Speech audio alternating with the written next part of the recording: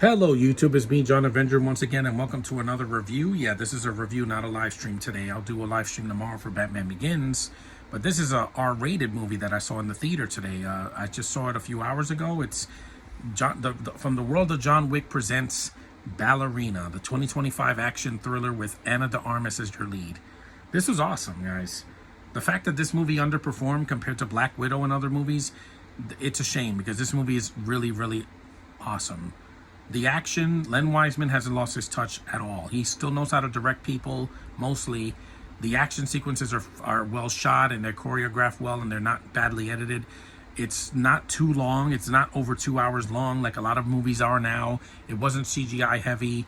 It doesn't drag. It doesn't have a bad pacing. It's got a really good pacing. Is the plot paper thin? Yes, but we've seen this kind of revenge plot done before and done better, but it's also been a lot worse as well.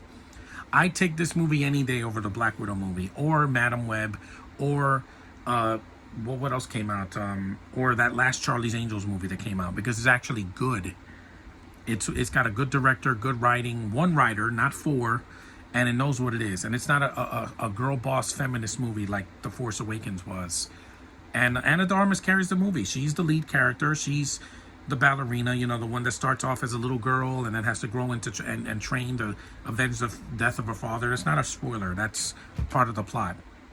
And yeah, there's well shot sequences in this movie. In the snow, it looks great. It actually looks like a freaking movie, not like a digital effect, like bad digital artists, you know. And there's a human touch to it. You know, there's a lot of blood, a lot of gore, a lot of violence in the movie. So don't take your kids to this, please. Let the kiddies go see How to Train Your Dragon or Lilo and Stitch. That won't traumatize them like this will, because this movie earns its R rating. It is not for kids, just like Deadpool and Wolverine was a year ago. This won't make that kind of money, but I was entertained by it. Lance Reddick also, may he rest in peace. It was good to see him. Love seeing John Wick there. You know, Keanu Reeves always is fun to watch. Yeah, Norman Reedus in a subplot that he shows up, and he could have been cut, but he was there. You had Angelica Houston. And Gabriel Byrne is the villain. You know, he's a very stereotypical villain that just has other people do things for him, and he's old. I get it. Ian McShane is there for a spell. You got a bunch of extras, you know, that are there to die or be saved. And you know, there's a flamethrower scene, which I'm not going to spoil, which is like in the third act. It's freaking awesome. You got to see it for yourself. And I had to see it regularly because, you know, the IMAX theaters were closed, because the theater I went to is still under renovation, so I couldn't see it in IMAX or RPX, so I just see it regularly. It was fine. It was a small crowd, and I enjoyed myself. They weren't ruining the film for me. And is it the best movie of this year? No, but it's going to make my top 10 spot easily, without question. Like, right?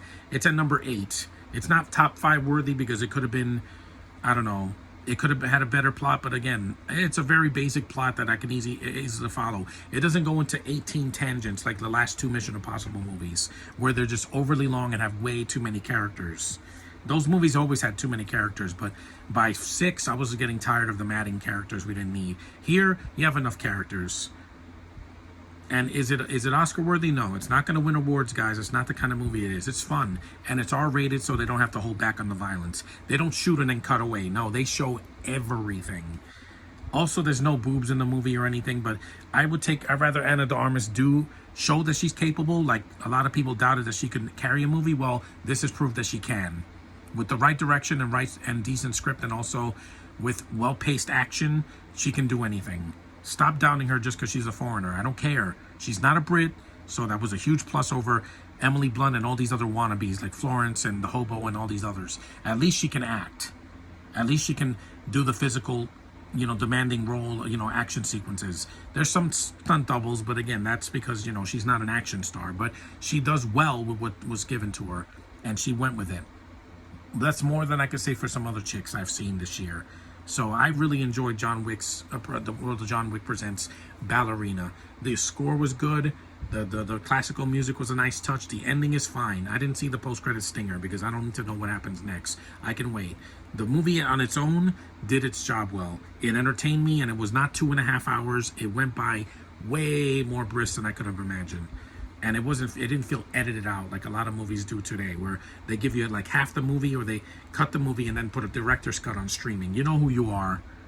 Anyway, that's my review of Ballerina. It's awesome action, R-rated goodness that I missed in the theater. I haven't seen an R-rated movie in the theater since Deadpool Wolverine. So anyway, thanks for watching. Acknowledge me, and I'll see you guys tomorrow doing the podcast for Batman Begins. A live commentary for the 20th anniversary of that. So see you then.